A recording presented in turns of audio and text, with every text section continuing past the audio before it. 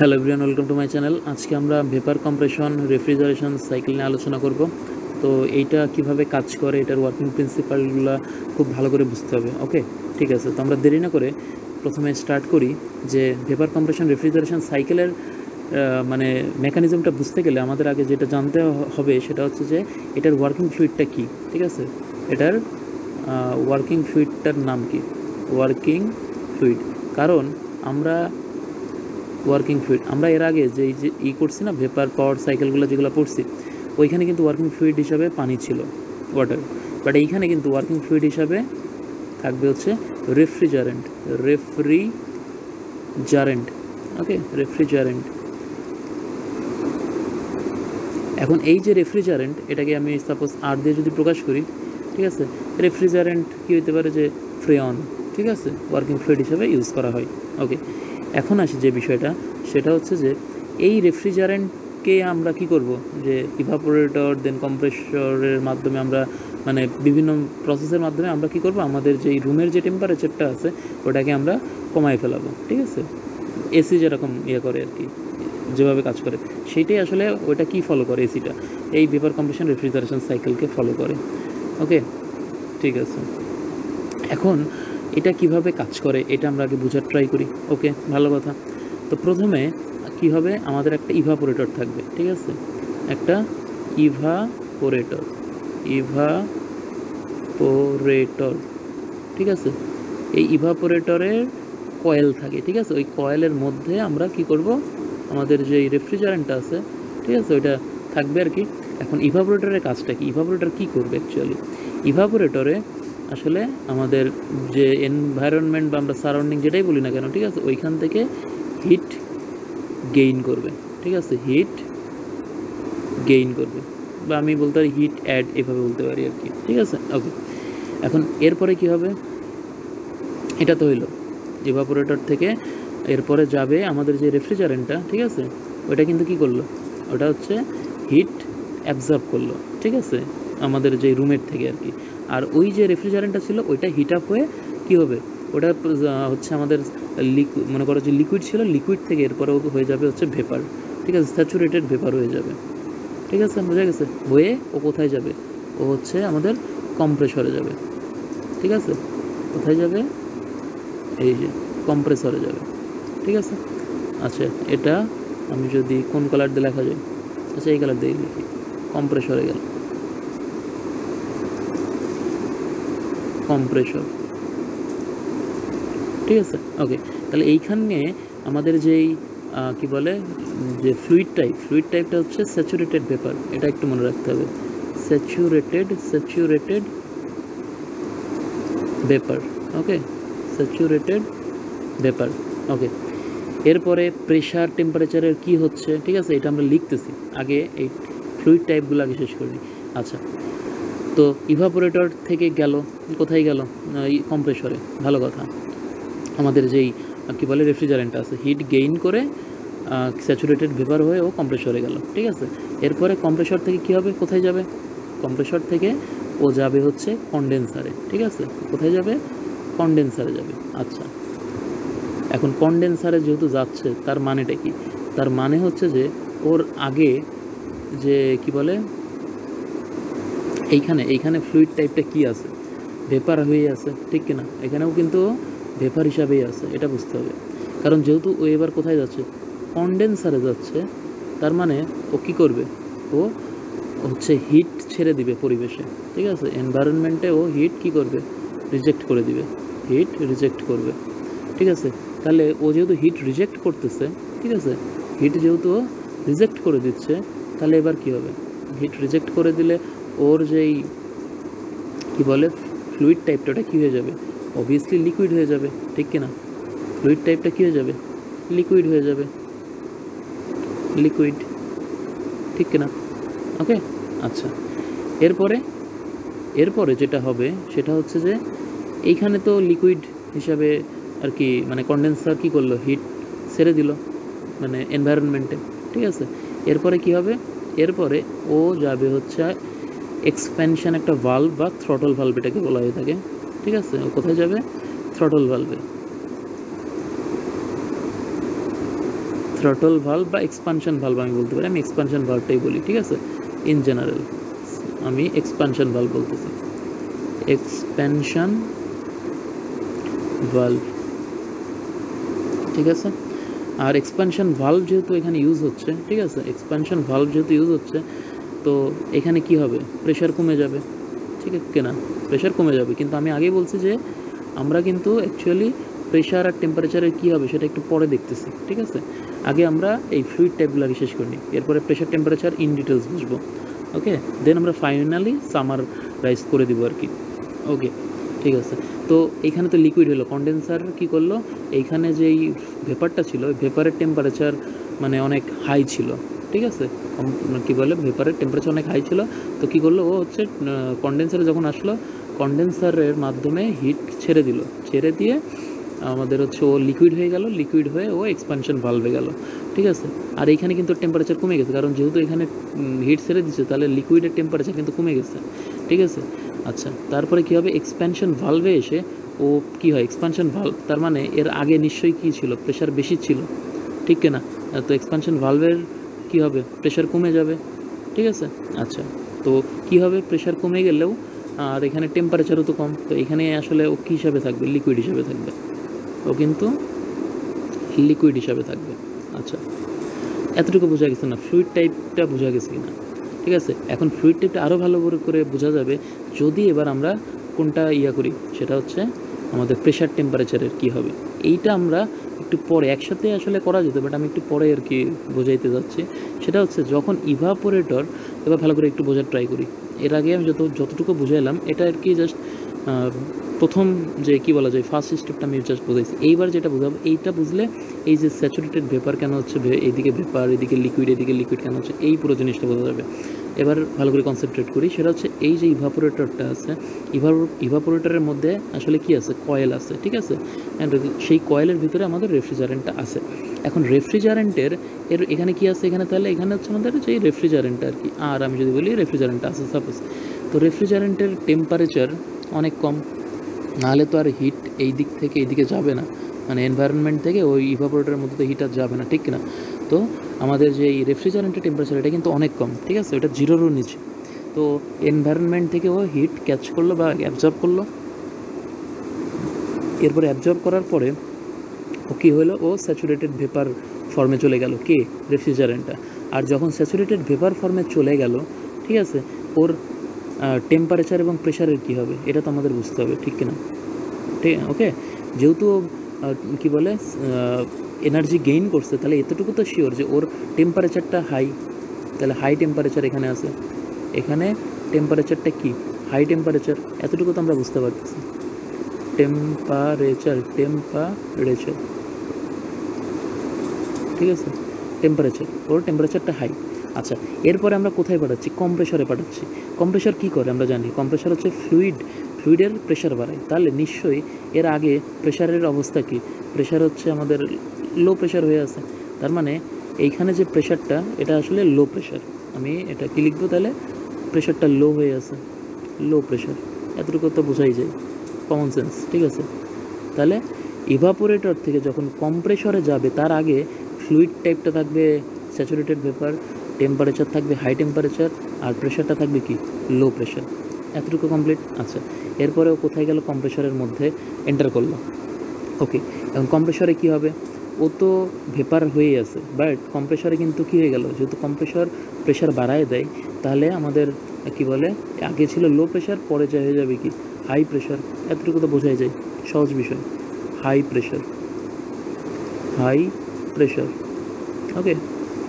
ওকে, ঠিক আছে। তাহলে ভেপার ফর্ম আর হচ্ছে ফ্লুইড টাইপের ভেপার ফর্ম, আর হচ্ছে প্রেশারটা হাই। কিন্তু আরেকটা জিনিস, সেটা হচ্ছে আমাদের যেই কি বলে যে টেম্পারেচারের কী হবে, টেম্পারেচার কিন্তু হাই থাকবে, ঠিক আছে, হাই টেম্পারেচার, হাই টেম্পারেচার,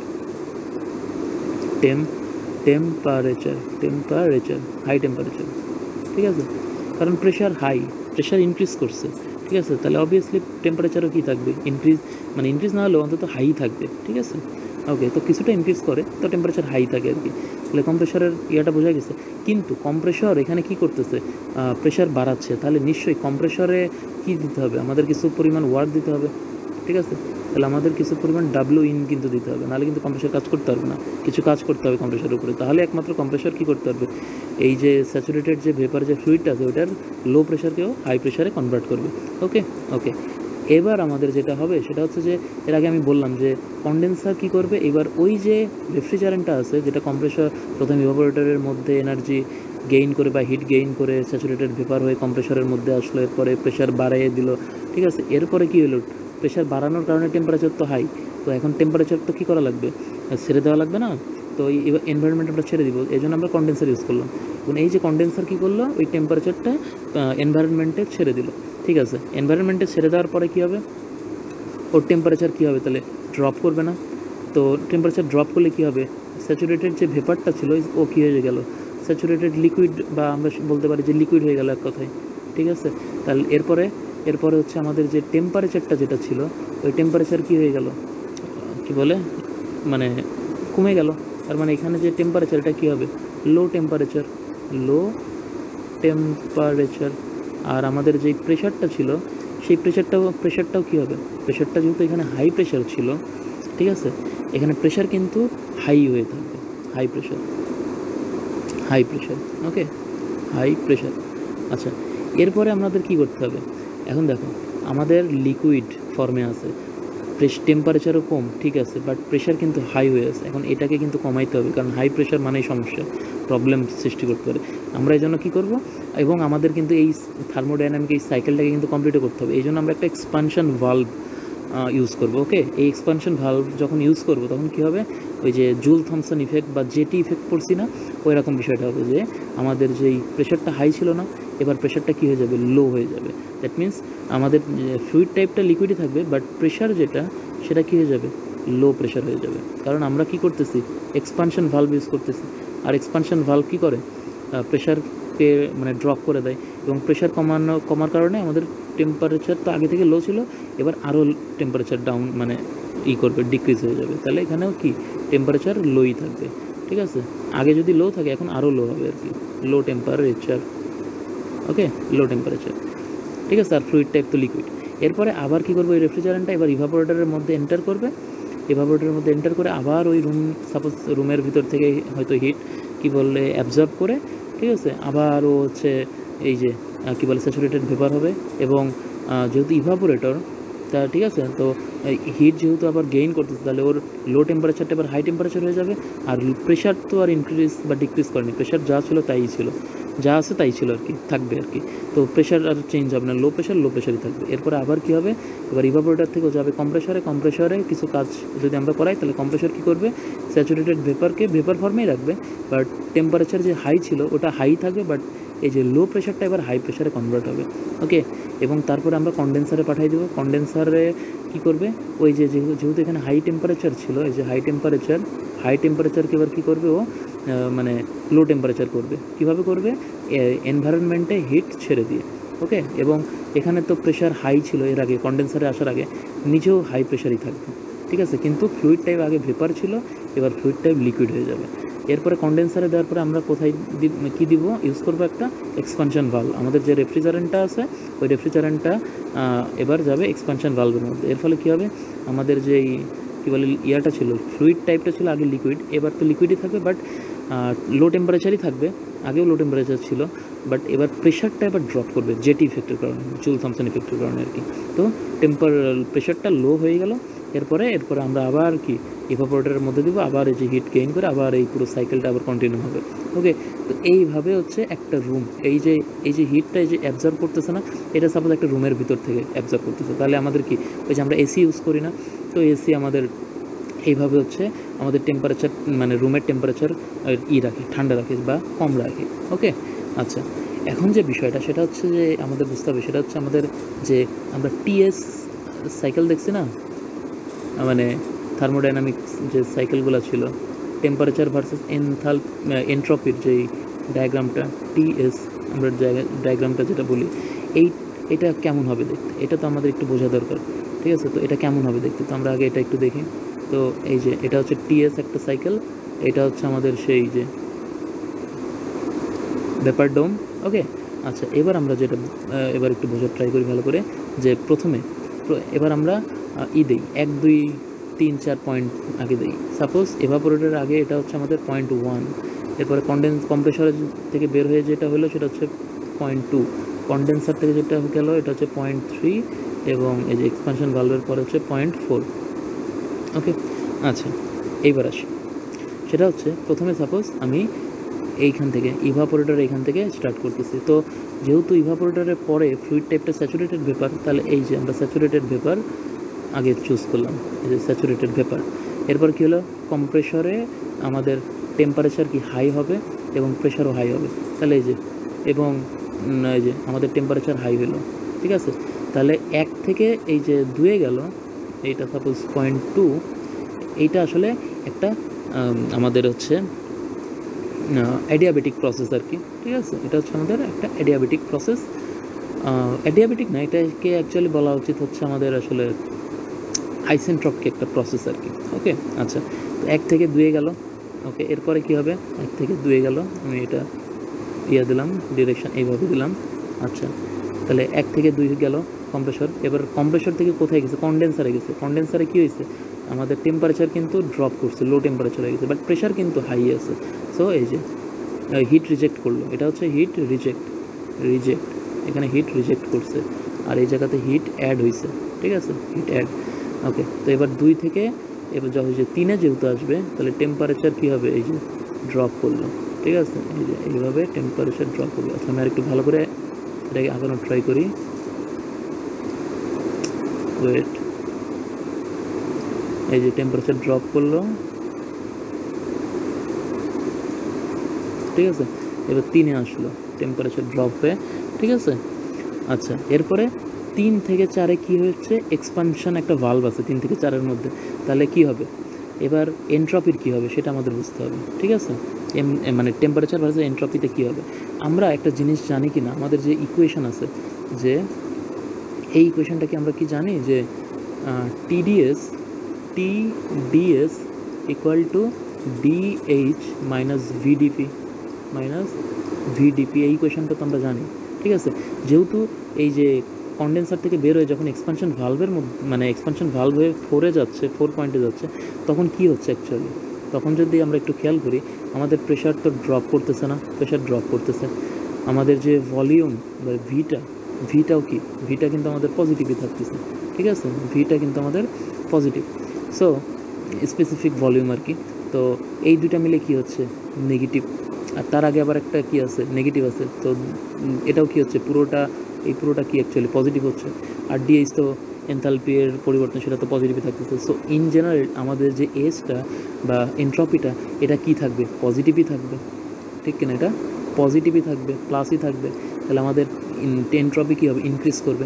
তাহলে এটা আমরা কিভাবে বোঝাবো, ঠিক আছে, এই যে এরকম হবে, যে 3 থেকে যখন 4-এ যাচ্ছে তখন এই যে এরকম হবে, ঠিক আছে, এরকম, যে এই যে এরপরে আমি যদি আরেকটা কালার দিয়ে এটা তীর চিহ্নটা দিই আরও ভালো হবে, এই যে এরকম হবে, 3 থেকে 4-এ আসলো। এরপরে 4 থেকে 1 কি, এই যে হিট আবার গেইন করবে, দ্যাট মিনস টেম্পারেচার কী বলে বাড়বে, কারণ এই যে লো টেম্পারেচার ছিল এবার হাই টেম্পারেচার হবে। সো এটা হচ্ছে আমাদের, এটা দিয়ে আমাদের কী হবে, সাইকেলটা কমপ্লিট হবে আর কি, ঠিক আছে। সো এই যে হিট গেইন করে যে 4 থেকে কোথায় চলে গেল, 1-এ চলে গেল, ঠিক আছে। এইভাবে পুরো সাইকেলটা কমপ্লিট হলো। এটাই হচ্ছে আমাদের ভেপার কম্প্রেশন রেফ্রিজারেশন সাইকেলের টিএস ডায়াগ্রাম। ওকে, আচ্ছা, এখন মনে প্রশ্ন আসতে পারে আমি এখানে ডট ডট কেন দিলাম, কারণ এই ডট ডট দেওয়ার কারণটা হচ্ছে এন্ট্রপি যে কীভাবে আসলে বাড়বে এটা আমরা আসলে জানি না। এটা কি এরকম স্ট্রেইট হবে নাকি এরকম এদিক দিয়ে হবে না কোন দিক দিয়ে হবে, পাথটা আমরা আসলে জানি না, এই জন্য আমি ডট ডট দিলাম। এই কারণে আমাদের যে এন্ট্রপির যে পরিবর্তনটা এটা কেমনভাবে হবে এটা যেহেতু আমরা জানি না, এই জন্য আমাদের এই পুরো প্রসেসটা অ্যাকচুয়ালি মানে রিভার্সিবল না, ঠিক আছে। এর আগে যখন আমরা ভেপার পাওয়ার সাইকেল পড়ছি বা পাওয়ার জেনারেশন সাইকেল পড়ছি, তখন ওইগুলো ছিল হচ্ছে ইন্টারনালি রিভার্সিবল, বাট এই যে সাইকেলটা আমরা পড়লাম এটা কিন্তু অ্যাকচুয়ালি ইন্টারনালি রিভার্সিবল না, এটা মনে রাখতে হবে। তাহলে আমাদের যে ভেপার কম্প্রেশন রেফ্রিজারেশন সাইকেলটা এটা কিন্তু ইন্টারনালি রিভার্সিবল, এটা আমি একটু নিচে লিখে রাখি, নট ইন্টারনালি রিভার্সিবল, বা আমি এভাবে লিখি যে কী বলে আমাদের যেই সাইকেলটা এটা ইন্টারনালি রিভার্সিবল না, এটাই লিখি যে ইন্টারনালি রিভার্সিবল না, রিভার্সিবল না, এটা কিন্তু ইন্টারনালি রিভার্সিবল না। এই যে আমি মানে কেটে দিলাম, এটা হচ্ছে ইন্টারনালি রিভার্সিবল না, ঠিক আছে, এটা মাথায় রাখতে হবে। এই কারণে এই যে ডট আমি দিচ্ছি আর কি, যে এটা যদি ইন্টারনালি রিভার্সিবল হইতো তাহলে আমি একটা স্ট্রেট লাইন দিতাম, ঠিক আছে। কিন্তু যেহেতু এটা আমরা যেহেতু বলছি যে এটা পুরো সাইকেলটা অ্যাকচুয়ালি ইন্টারনালি রিভার্সিবল না, তাহলে আমরা আসলে কীভাবে এই যে এন্ট্রপির পরিবর্তনটা হবে, পজিটিভ পরিবর্তনটা হবে, এটা আমরা জানি না, ঠিক আছে। এই জন্য 3 থেকে 4 ডট লাইনটা দেওয়া হয়েছে। ওকে, তো এইভাবে হচ্ছে পুরো আমাদের যে কী বলে রেফ্রিজারেশন সাইকেলটা কাজ করে। আর এখানে ওয়ার্কিং ফ্লুইড হিসেবে রেফ্রিজারেন্ট ইউজ করা হয়। রেফ্রিজারেন্ট সাপোজ 134A, ঠিক আছে, ফ্রেয়ন আর কি, এগুলো আর কি ইউজ করা হয়ে থাকে আর কি। ফ্রেয়ন ইউজ করা থাকে, আর ফ্রেয়নের আন্ডারে রেফ্রিজারেন্ট 134A এরকম টাইপের মানে রেফ্রিজারেন্ট ইউজ করা হয়ে থাকে আর কি, বা অন্যান্য অনেক রেফ্রিজারেন্ট আছে, এগুলো ইউজ করা হয়ে থাকে, ঠিক আছে। ওকে, তো আশা করি পুরো ভেপার কম্প্রেশন যে রেফ্রিজারেশন সাইকেলটা আছে এটা বোঝা গেছে। তো আজকের মতো এতটুকুই। থ্যাংকস সবাইকে।